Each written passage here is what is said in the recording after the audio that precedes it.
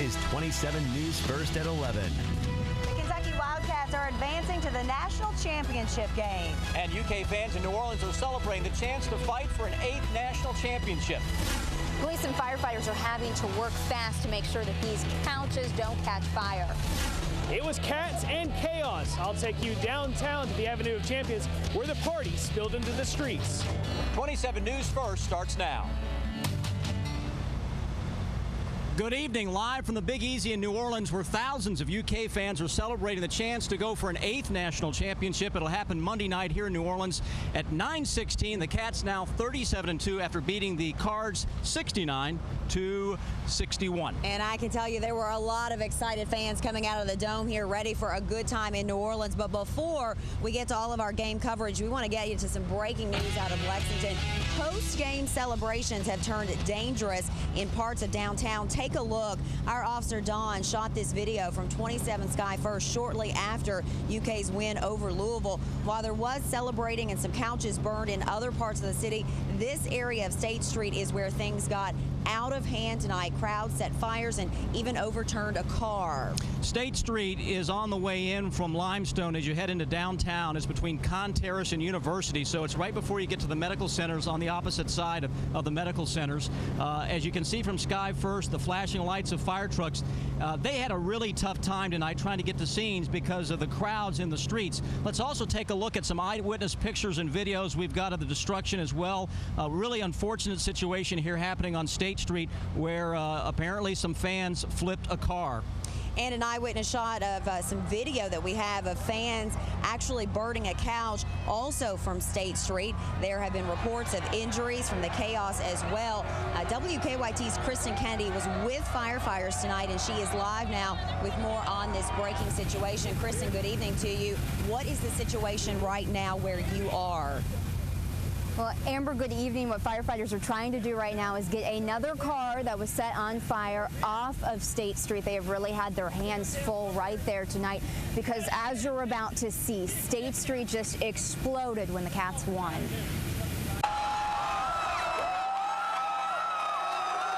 Our cameras caught it all in the heart of student housing right on State Street and Elizabeth.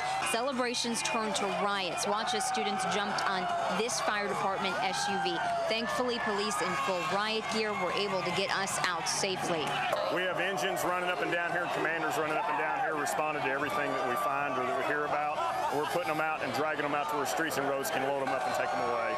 Firefighters then had to turn their attention to reports of couch burnings. Students overturned one car and through it all, they are saying this could have been a lot worse. We've been in the middle of this. A lot of people are patting us on the back, thanking us. The kids that are around the fires are moving back. They're being pretty respectful right now. Now, last we checked, police were trying to get a tow truck onto State Street to get some of those overturned cars out of there. Live in Lexington, Kristen Kennedy, WKYT 27 News First.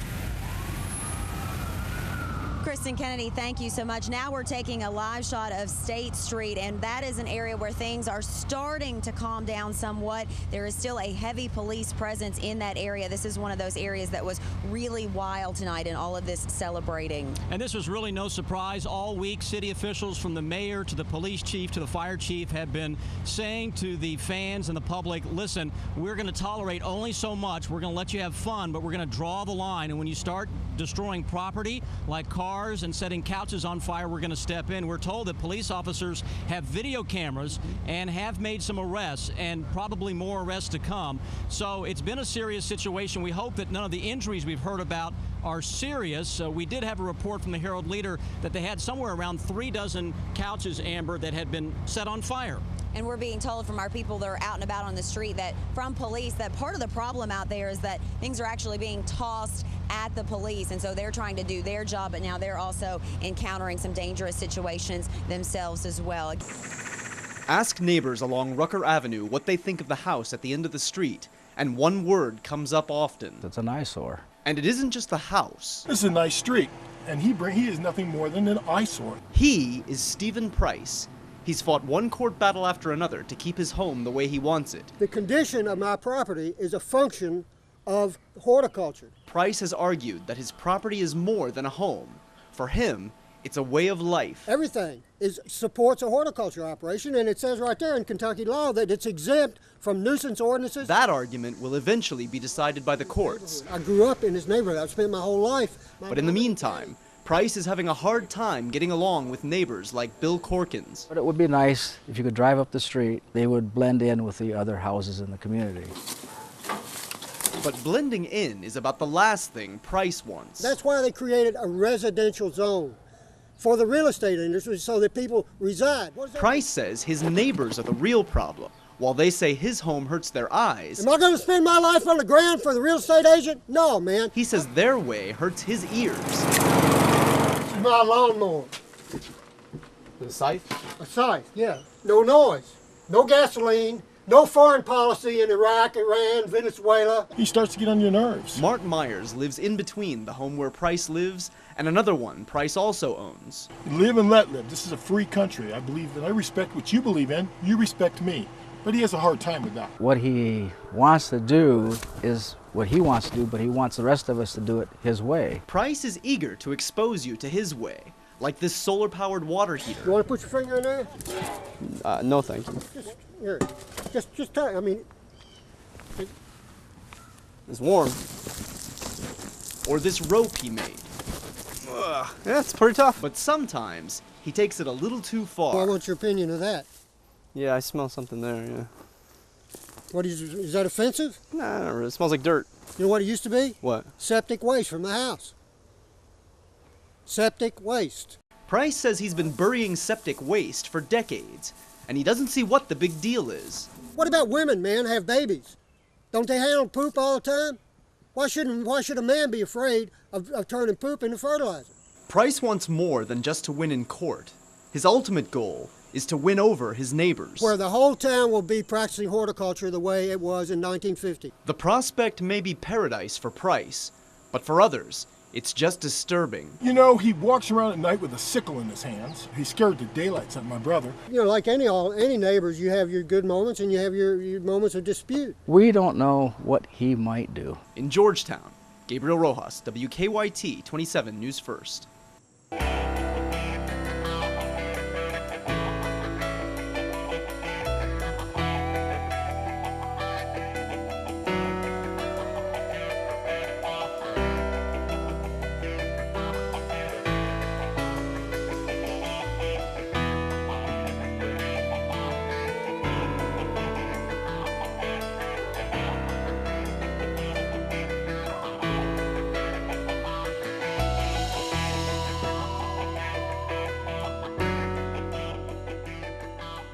There were power lines down everywhere. No one knew what was live. Everything had some kind of damage to it. I've never seen so much destruction over such a widespread area. Years from now, people are going to be talking about that night. The photographers of WKYT have over 150 years combined experience, bringing you the images of central and eastern Kentucky. We thought we had seen everything until March 2nd, 2012. You knew something was on the horizon. Lightning lit up the pitch-black sky as the wind whipped through the unusually quiet city. Then, it happened. We see electrical wires in the roadway. We see people's homes turned over on their side. We see people's homes ripped off their foundations. Be careful though, you got a line. You got a hot wire on this side and one on this side. Got two. First on the scene and first to call 911. You're gonna have to turn around, buddy. Yeah, it's bad. Yeah. It's something I'll never forget simply because we called it in. I mean, we heard it coming and we just grabbed everybody, our dogs, and we just got down and pulled the couch over us. And it was ripping apart all around us. What looked like a bomb had gone off in the center of town. There was chaos everywhere. Nobody knew what to do. There are just blocks and blocks where they are trying to remove rubble and save people. All communication lines were down. Cell phones, emergency management signals, the CB radios weren't working, so nobody knew where to go and how to help people. Like the door flew open and I just heard glass and things going everywhere. I saw what looked like had been a home. I got out, I walked up to them, left the camera in the car, because first I wanted to make sure that everybody was okay. And I started talking to this woman, and she just started crying. she broke down right there in front of me. Started telling me that this is where her and her husband had lived for, most of their lives, and that they had just barely got into the basement. We got to the basement, stepped out on the patio within seconds. We just barely made it into the cistern. It's a tragedy, that's for sure. It sure is. Hardly a single building or structure in West Liberty is untouched. Block after block of ravaged buildings. You could just follow the whole path of the tornado. You could see it go through the mountainside, through the forest, all the trees laid over. Any little hamlet or small town that was out there got flattened, and then it came into bigger cities in that area, Salyersville and West Liberty. And I'm sure there was homes in there that weren't touched, but it looked from the air like everything had some kind of damage to it. You almost couldn't even tell what to shoot first. So I always remember the first thing I saw were horses running in the background, wild. Panicked horses looking frantically for their lost barn weren't the only ones who found themselves homeless. Neighbors struggled to pick up the pieces, just as they struggled to pull themselves together. I was scared, I'll be honest with you. I don't scare easy, but that scared me bad. I'm thinking, how in the world are they going to get these people, these horses together, let alone get their own lives back together? So it's just all gone. This is what's left of Bobby Manning's mobile home. His father, Herman, sat in shock outside the ruins of his house. It just happened so fast. Nothing you can do about it. This was somebody's cat. A number of cats found throughout the town are still here among the animals waiting to go home. This animal clinic was taking care of every animal in town, not just animals that were lost and injured. People who had lost everything, they were looking after their animals just for the simple fact that they couldn't come out and take care of their animals. They may not be able, they may not have a home to take him to right now. Twister the horse was picked up by the EF3 tornado and dropped into the family's kitchen after the roof blew off. Dr. Fugit says Twister will stay. They're ours. They're our people, and it's our people's pets, so we've got to take care of them. So Kentucky just lost to Vanderbilt in the SEC tournament. I need a new lucky hat. I was getting ready to go on the road with Kentucky, and so they gave me this, and I said that it was my new lucky hat. As far as Kentucky went, I'd wear it on every game day, and the rest is history. When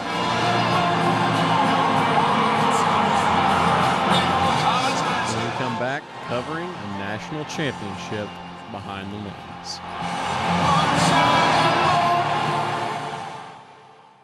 Welcome back to the show. Bourbon County remains unbeaten in 8 games, hosting a 7-1 Bath County team that promised it would give the Colonels all they wanted. Did they ever? We pick it up in overtime. 21-14 Bath County. Bourbon's Contavious Hopkins kicks on the Jets. Around the corner, scores 21-all. On to the second overtime. Hopkins this time 2 yards out. Gets in there. Colonels go up 28-21. Bath with its opportunity. Timothy Robinson runs it in from 5 yards out. They go for 2. Robinson looks like he has a lane, but no, denied by a host of Colonels. Bourbon stays undefeated. They win their first district title ever, 28-27, double overtime. Thought that we stopped them, and then all of a sudden everybody started running by me, so I hope that we got it, because if not, we're going to get a huge penalty. So, but it was a great win for the program, great win for these guys. They earned it, and hopefully we can.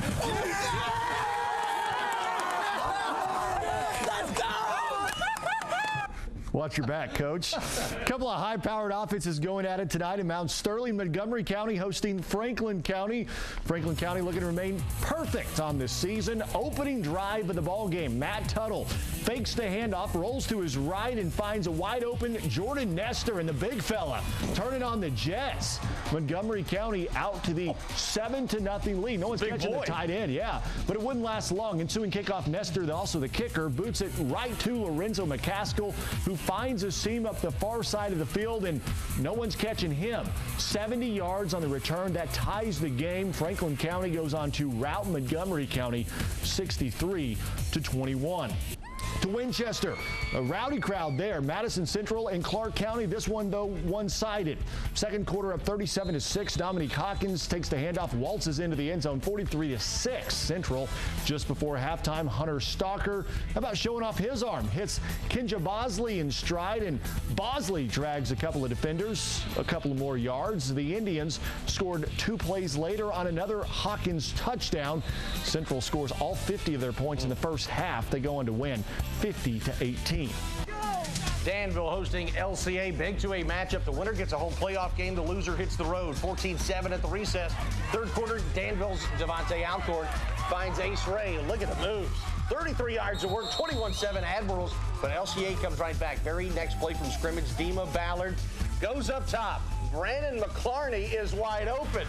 He runs the McClarney stone, and he is gone. 80-yard pitch and catch. Danville. They avenged that loss from last year, 38-21. We head to the county portion of Titletown. Boyle and Mercer County. First quarter, Boyle, Seth Burke. Watch him follow his blockers. This is one thing of beauty. 56 yards for the score, but hold the phone. This one's coming back. It didn't matter. Oh, the holding gets you every time. Boyle would score to go up 7-0. And then Casey Whittle on the play action. Finds Josiah Robbins. He gets both feet in to be sure. 10-yard score. Boyle, no trouble tonight. 59-19. To Frankfort, the Panthers hosting Eminence. Second quarter, 22-6 Panthers. That would change real quick for Eminence. Deshaun Moore, 3 yards out. That's a touchdown. The Warriors back to punt then. DeMarcus Bailey looks like the fake punt. Nowhere to go. The Panthers take over from the 5. Next play, Jalen Washington on the sweep. He sweeps his way into the end zone. 29 yards to 29-14 Panthers. Final score in that one, Frankfort goes on to win big. The UK football team hosts Georgia tomorrow, and earlier today, a pair of former Wildcats paid a visit to Keeneland. That's next. I just don't understand it. Her day of vindication lasted only a few moments. Her ex-boyfriend, an Army veteran, had just been convicted of raping and sodomizing her. After we had the guilty verdict, and I'm supposed to be able to feel vindicated that they finally put the man who raped me in prison. But they can't find him. The reason for the delay, it appears that the defendant, Mr. Buckley, has voluntarily chosen not to return to court. He had walked out of the Fayette County Circuit Courtroom before the verdict was read. His ankle monitor was found cut off on a street. I can't get on with my life. Now, she's under 24-hour protection, being moved from place to place while he is loose. But it just made me feel like I was the one in prison. When I shouldn't be the one in prison, he should be. We can't tell you where she did this interview with WKYT's Officer Don. John Buckley IV is considered that dangerous and a threat to her. I would have a pistol in my glove compartment. Even when they dated in Lexington, she says he was armed. Detectives right now don't even want me to go back to my house. I can't even go home because they're scared that he will try and kill me. She says she met Buckley at a Halloween party, dated him for 1.5 years, never suspecting their relationship would end in a real-life nightmare of horror. I was in complete terror for my life, and I was just doing whatever he wanted me to do so I could get out of there with my life. It was May 29th, 2 years ago. She was here, inside John Buckley's apartment on East 4th Street in Lexington. She says until that day in May, he had never shown any violence towards her. The look on his face and the anger in his voice told me that, he would hurt me if I didn't do what he said. Buckley, 29, had served numerous tours of duty in Iraq and Afghanistan. The decorated Army veteran was upset with her because when they broke up, she dated one of his friends. She went to his apartment to talk out the problem. She says once inside his apartment here in Lexington, he picked up a video camera to record the sexual assault. She says it lasted about 40 minutes. It was completely terrible, and he was doing it to punish me. And he opened the door and we went inside. She says he never expected her to go to police. I think he thought I would be too scared of him to go to the police and tell them what he did to me. But you did? Yes. I called him as soon as I got home. Buckley was arrested the next day. When he went to trial last week in Fayette Circuit Court, she testified, determined to see him put in prison. It was never angry like it was in the video where he was raping me. I know that he would go out and do this to somebody else. That's just the kind of person he is. And I couldn't stand by and let him get away with doing it to me. I'll read the verdict of the jury as to count 1. The verdict was guilty of rape and sodomy. The sentence, 20 years. Now, she's the one who can't go home, can't work, can't have a normal life. She believes the judicial system has let her down and victimized her again. I don't feel like I can feel safe going back to my house until he is caught and put in prison. And I can't go back to my life. That I should be able to live like a normal person. Because I did everything that I should have done to put my rapist in prison. We do have a very serious situation going on back in Kentucky. We have our Gabriel Rojas, and he is joining us live now in Frankfort, where a standoff with police is still going on right now. Gabriel, what is the very latest? Well, we have had a spike in activity in the last half hour. We have heard several of shots that we are told by police are that irritant gas. I want to show you a little bit of a difference that we have. A little bit earlier, another police car pulled over into that area between those two buildings, seemed to be forming a barrier with those cars. We then saw some of those irritant gas shots fired in that direction from that area. Very similar to what we had been hearing earlier. We had heard several of these shots. Police tell us that that is an irritant gas that is being fired in an effort to try to spark some activity with the gentleman that has barricaded himself inside that apartment for about 6 hours now. After the shots were fired initially, they did get a little bit of contact with him shortly after that first time. Two gunshots were fired at police, and so that sparked an increase in activity. More shots of irritant gas being fired, and right now police tell us there are no injuries. We're being told right now at this moment police are asking us to move for our own safety. We're moving out of the way. Just bear with us. Police are asking us to move for our own safety. We are behind police cars right now. You can see they are concerned. They are asking us to move this way past this van. We're going to comply with what the police are asking us to do for our own safety here. And we have been hearing for the last several minutes that shots have been fired that we have been told are irritant gas. We do know so far that this suspect is believed to have fired at least 2 gunshots at police. Since that spike in activity, just now, within the last few minutes, they've asked us to move again. It sounds like they're asking us to move a little bit further, actually. We're going to do whatever the police need us to do for the safety of everyone out here. Obviously, this is a very active situation, still have a lot unfolding as we speak, and we will continue to bring you more updates as we find out what is going on at this very moment. We're going to see if we can find out some more information and get that out to you as we learn it ourselves. For now, we are live in Frankfort. Gabriel Rojas, WKYT 27 News First.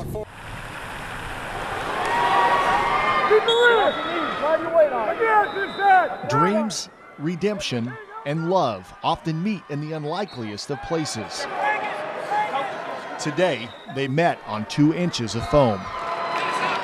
And once he's on the mat, it's just, his record speaks for itself. Elliot Porter didn't arrive at his first state tournament on dreams alone. He's just a hard worker, shows up every day, he does what you ask him to do. It's amazing to see him succeed. You see him put all his work and heart into this, and then finally accomplish one of the goals that he set for himself. Come on, Elliot, you can do this. For Mary Carol Porter, a mother's kiss is the only physical assistance she can provide. There's a sag on it. The heavyweight division is a little out of her weight class. Come on, Bubs. Come on, Bubs.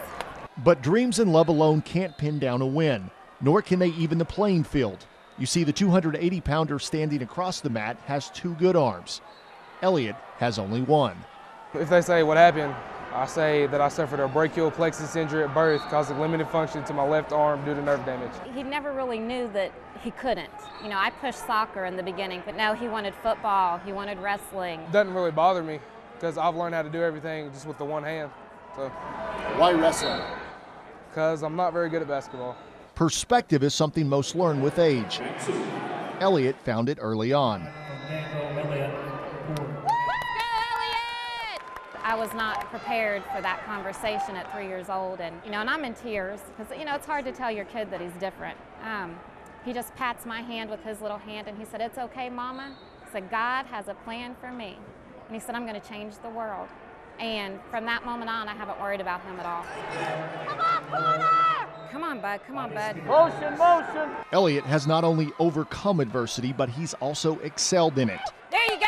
There you go. Entering the state tournament with a 48-4 record.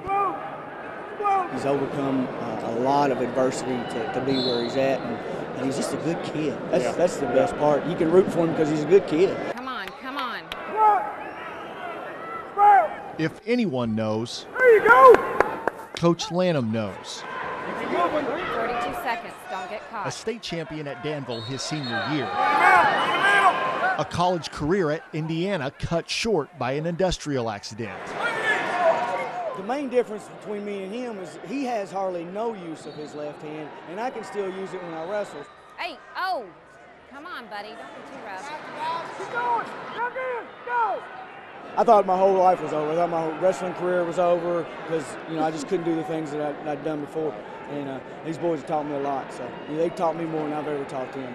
One hand in the ring, one in the corner, and two clutched together in the shadows. Hold him, hold him. There you go, there you go. Watch your weight, watch your weight.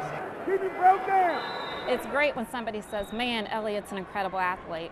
You know, I boom with pride, but the best thing somebody has ever said to me is, man, your son's an incredible human being. We did it, baby. That's not his purpose in life, is it, to be a star athlete? It feels pretty good. It was a good match.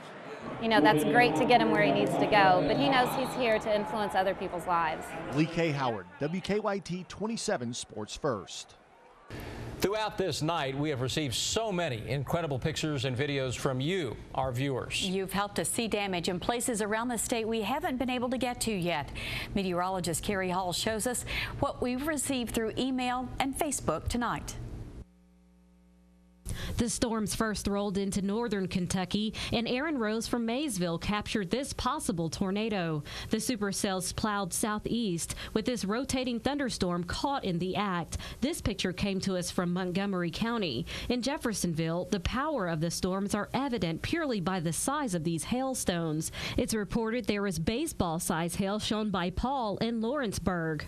A picture of a funnel cloud was sent in from Harrodsburg, but it's not clear if it touched down to the ground. Skies look very ominous in Berea and other parts of Madison County before the storms rolled in. And so much hail came out of a storm in Garrett County, it looked like snow covered the ground. Russell says the hail was about 8 to 10 inches deep. Menifee County had a confirmed tornado as shown in this picture. Alan Peck submitted another angle of the tornado that plowed across the land. This video here it comes shows the twister that caused so much destruction. Okay, I think we need to leave. The storm reports from our viewers on Twitter, Facebook, and email are invaluable during a severe weather outbreak. I'm meteorologist Carrie Hall, WKYT 27 News First. Boy, amazing pictures. And a reminder, we'd still like to see your pictures and video. Email them to eyewitness@wkyt.com or upload them to our Facebook or Twitter pages. Good evening, and what a night. Thanks to the Big Blue Nation, people suffering from Superstorm Sandy will soon be receiving a big gift. Yeah, a really big one. All night long, people have been donating to Red Cross storm relief efforts through a telethon by WKYT, Coach Cal, and many others. The Big Blue Nation Cares telethon aired earlier tonight on WKYT, and we just learned from the Red Cross it raised about $500,000. UK basketball players were among those taking your calls. WKYT's Jerica has our top story at 11. With aid needed on the East Coast, people here in the Big Blue Nation Cares call center are doing what they can to help, and their help so far has added up to thousands of dollars. Just get our team together and say, let's just try to do something special. For 2 hours, Red Cross volunteers and UK basketball players answered calls. We're trying to do it all. Collecting donations for Sandy victims, a team effort between WKYT and Coach Cal. What we're doing is trying to say, people are hungry. They can't eat right now. They can't move around. There's not heat in homes. Some of them don't have shelters to even stay in. That's what the American Red Cross will do. Coach Cal expects nearly $200,000 to be raised, but actually double that will be delivered to the city of New York. I mean, it's crazy what this check is going to be when we go to New York and hand this check to the American Red Cross. You know, we're going to end up with Coach Calipari's match, with the dollars that we've taken in, we're going to get close to $500,000 tonight just through here. Coach Cal says even with a game on Friday, that what they are doing here is bigger. The telethon aired on WKYT, WYMT, and other stations across the state. From the Big Blue Nation Cares Call Center, I'm Jerica Insco, WKYT.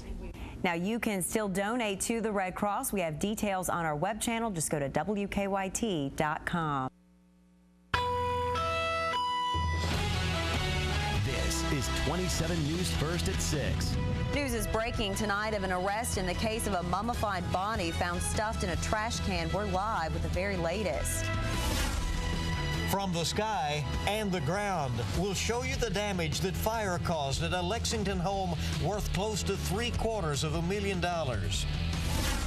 And our 27 News First investigation continues as we go undercover to show you just how easy it is to buy synthetic drugs, a product police say is putting people in danger. 27 News First at 6 starts now. Good evening to you once again. Police have just announced they have charged a man with killing a woman whose mummified body was found in a trash can.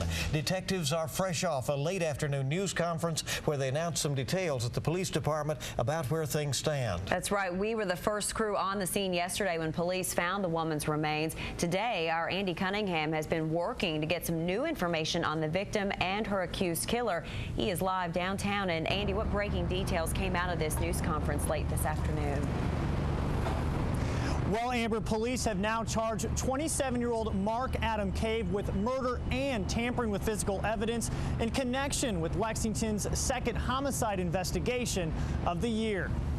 It was a disturbing discovery, a woman's body in a mummified state stuffed inside a trash Herbie in a wooded area off Fortune Drive. This all started back late December as a missing persons investigation, and we had some information yesterday that led us to the location where we found the body yesterday. But police believe the body had been there much longer than that.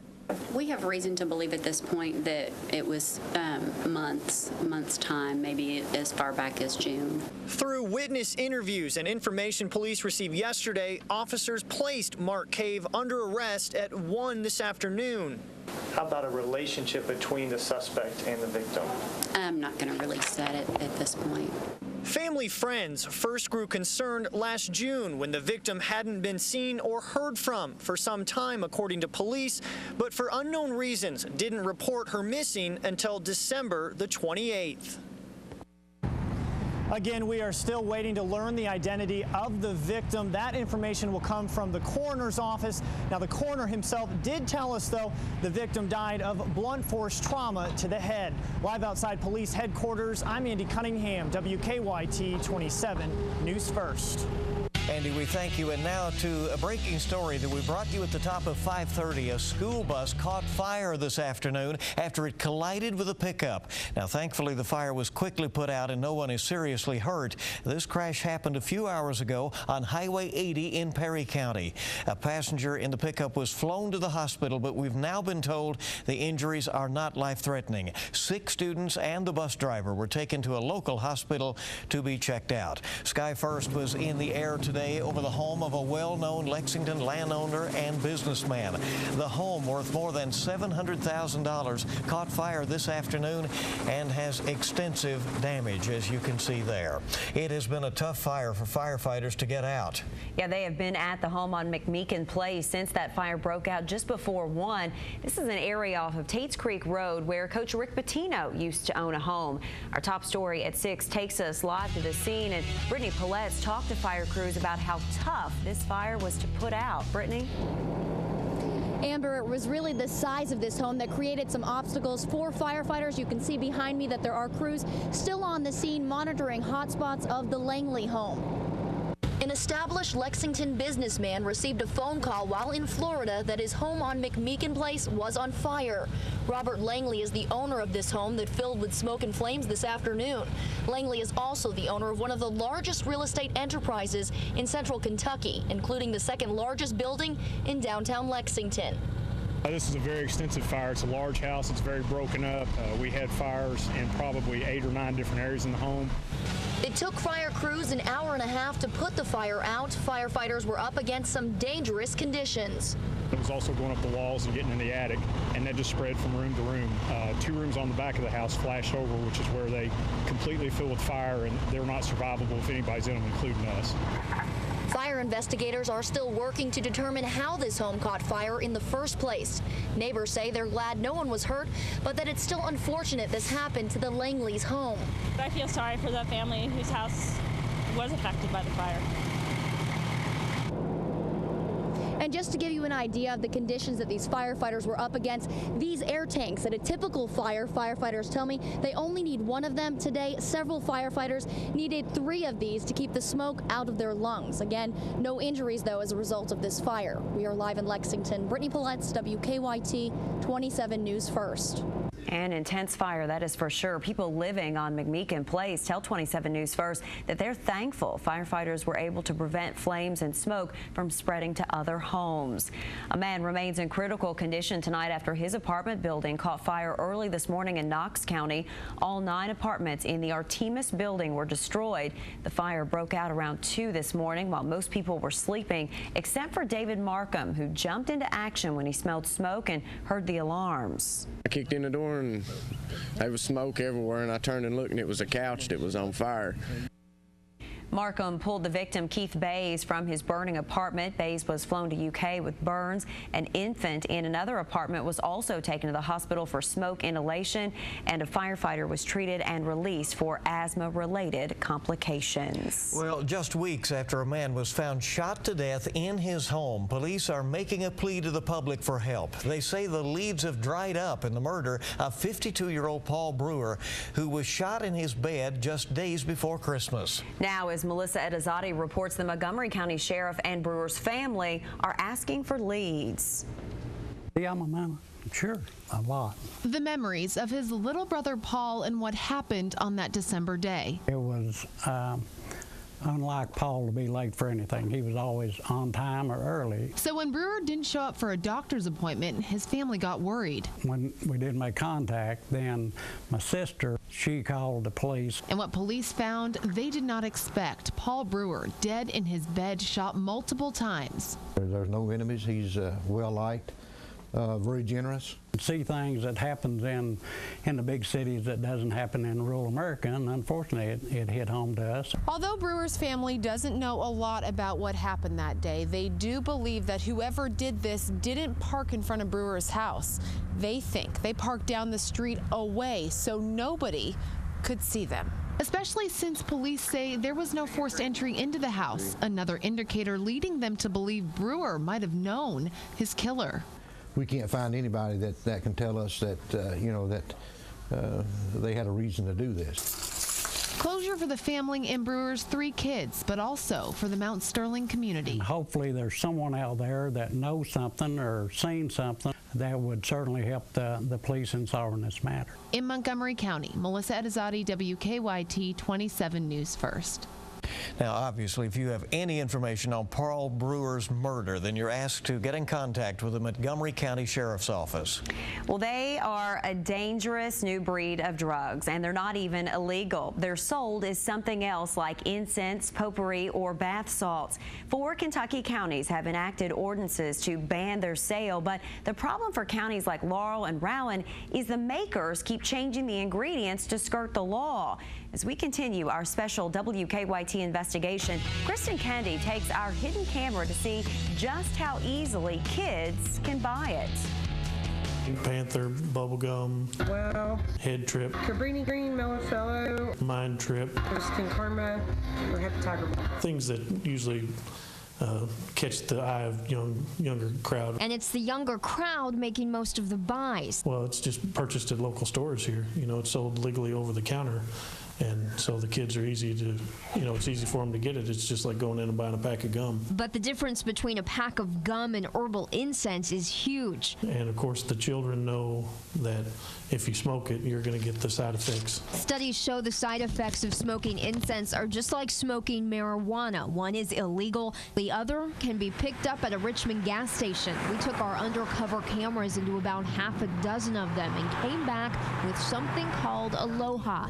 Other stores known to carry incense in the past told us they stopped selling it. What do you got? Got nothing really. Herbal incense stuff? No. No, I'm pretty sure actually right in this area it just got outlawed like last week. Police can't do anything to the clerks that sell it. Incense is legal. The problem is when teens buy it and do exactly what the label says not to, consume it. We're not having complaints from adults, showing up at the hospital, or adults, out on the street that are having these problems. It's all, juveniles and young adults. Major Bob Mott's main concern now is getting parents to wise up to what their children are buying just blocks away from home. It is very frustrating. The parents aren't aware because they look at it as a legal substance, and a lot of them don't know that the reason why they're buying it is to ingest it, not to use it as incense. In Richmond, Kristen Kennedy, WKYT 27 News First. Major Mott says even if Madison County outlawed the sale of herbal incense or synthetic marijuana, makers would alter the ingredients to stay one step ahead of the law.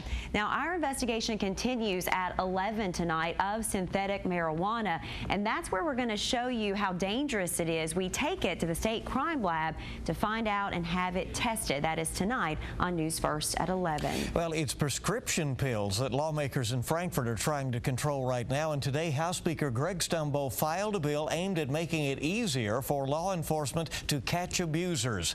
He wants to require everyone who prescribes pills in Kentucky to register with Casper, the state's online program, and he wants police to have access to it. The bill would also require pain clinics be owned by licensed doctors. The governor says this bill is headed in the right direction. I can just tell you that I am confident that we're going to end up with a very aggressive, strong measure that will make a dent in prescription drug abuse in Kentucky.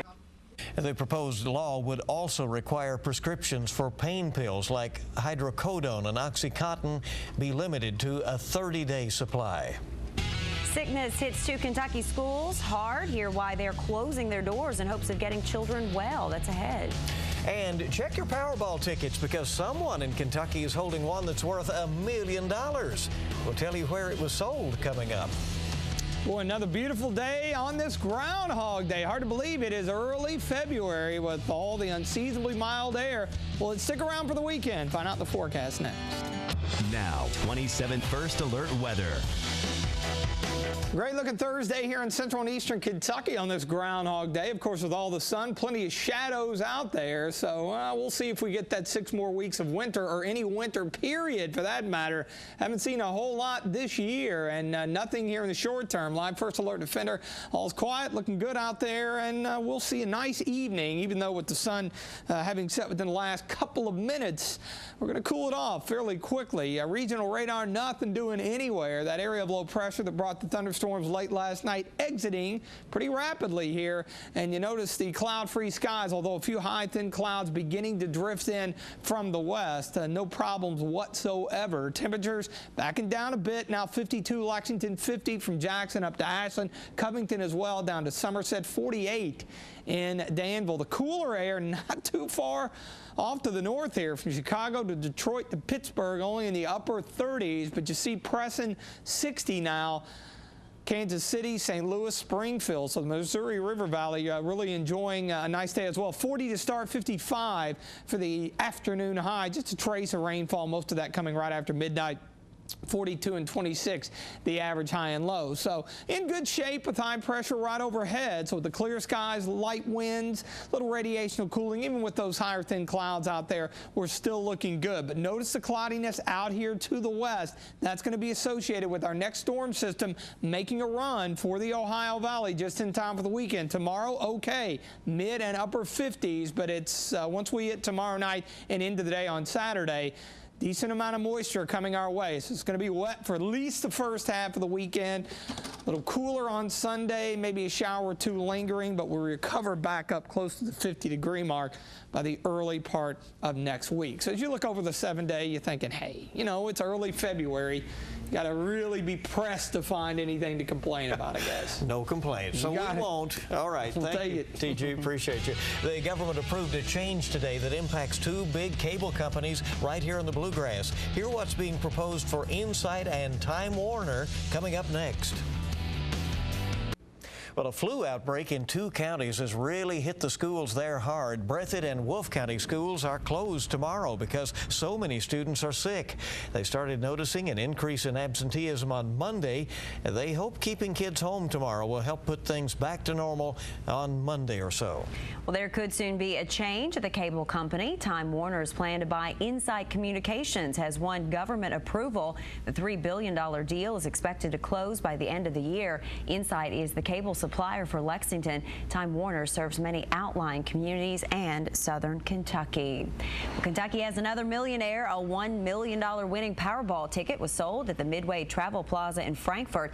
It matched all 5 numbers beside the Powerball in Wednesday night's drawing. No one hit the big jackpot, so that means Saturday's drawing will be worth $200 million. This is the second $1 million Powerball ticket sold in Kentucky in the past 5 days. That's not that $1 million ticket in the floor over there, is it? Okay.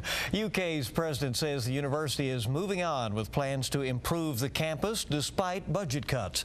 Dr. Eli Capilouto told lawmakers in Frankfurt today the university is going to have to make some really tough choices because of $19 million in cuts proposed by the governor in the budget. He says agency bonding will help the campus replace thousands of dorm rooms. It's going to make more sense to be able to take old buildings offline, introduce some new ones that we think can be more energy efficient and provide better learning. Dr. Capilouto told lawmakers that a Memphis construction and management firm could start the project in a matter of months.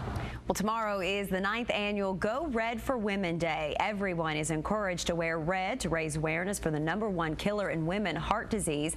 The St. Joseph Heart Institute and the American Heart Association are teaming up to make ending heart disease a reality.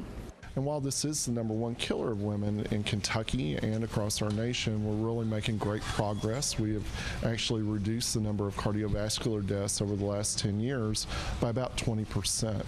So we're making really good progress, but there's still a lot of work to do. The Wear Red event for women will be held tomorrow at the Macy's in Fayette Mall from 11 to 1 and 4 to 6. You can get free blood pressure screenings, red dress pins, and educational materials. I'm a day early because I'm doing a Go Red event tonight. That's right. You're headed down to Corbin. Yeah. Right? Okay. Yeah. Rob's coming up next, and the Cats have been trying to get more and more physical. Yes, Coach Cal has wanted his players to develop a certain toughness, and the last couple of games, that's what they seem to be doing. How does Cal think it's all coming along? Sports is next.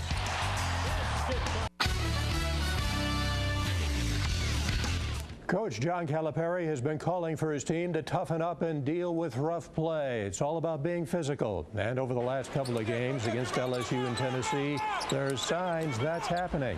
But it's still not where Cal wants it to be. We had our guards at times. Duran went in there. Darius still. There's still plays that you got to want it. Terrence went baseline, and McBee kind of pushed him, and he never got to the rim. Come on, now that's got to be a dunk. You know, just go dunk the ball. So we're still not there. What they did to Anthony Davis is absolutely, when he caught the ball at the top of the key, mushed him. And again, that means toughness. And he just got rid of the ball a couple times. He wasn't ready to really be physical. So we got a long way to go with that. But we've made strides. The UK signees Alex Poythress and Archie Goodwin have been added to the rosters of the Jordan Brand Classic, which features the best high school players in the country. Poythress and Goodwin become the 16th and 17th future Wildcats to play in the Jordan Brand. It'll be played in Charlotte, North Carolina on April the 14th. Former Wildcat J.B. Holmes, now nearly 5 months removed from decompression brain surgery, and for the second straight week he is back playing on the Pro Golf Tour. He's playing at this week's Waste Management Phoenix Open at Scottsdale, where he's won twice, his only wins on tour.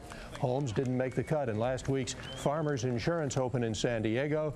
His first time back since surgery, but he's just happy to be back playing again. last week, and hopefully I can improve on that. Didn't play that great, but it was just nice to get back out there and get back in the swing of things. And my game's not quite where I want it, but just trying to get out here and practice and just get my swing back. Golfers are still on the course in Phoenix, but Holmes is 2 over through 9, still trying to find his swing. Josh Teeter, a 3 under today. He is tied for 13th place. Bourbon County has a new football coach, and he comes from one of the state's winningest programs. John Hodge introduced this morning as the Colonel's new head man. Hodge spent 10 seasons on the sidelines over at Boyle County, where the Rebels won several state championships. Hodge says he's excited about what's happening at Bourbon County. It's an awesome opportunity. First, to be a head football coach, you know, it's always been a dream of mine. And, you know, Bourbon County has a lot of really good resources. They've got some great student athletes, and I'm really excited about getting going. And just because I think that it gives me an opportunity to win right away, and hopefully we'll get it going. And this Saturday, a program note will have some high school hoops for you. It is Bryan Station and Lexington Christian. Tip-off is set for 8 o'clock, so after you watch the UK-South Carolina game, which is on ESPN, just flip it over to CWKYT. That's high school basketball. Bryan Station, Lexington Christian Academy from LCA at 8 o'clock on CWKYT. That's sports, and we'll wrap things up after this. All right, things are getting down and dirty at Rupp Arena. 150 truckloads of dirt were dumped onto the floor of Rupp today. They're getting ready for this weekend's AMA Arena Cross Races. Hundreds of dirt bike races will compete Saturday and Sunday. This is the first time that the series has come to Lexington, so excitement there. That is always amazing to see how they get it in there and then get it out, and there's none left over. That's right. Hope we don't have any sprinkler system malfunction down at Rupp.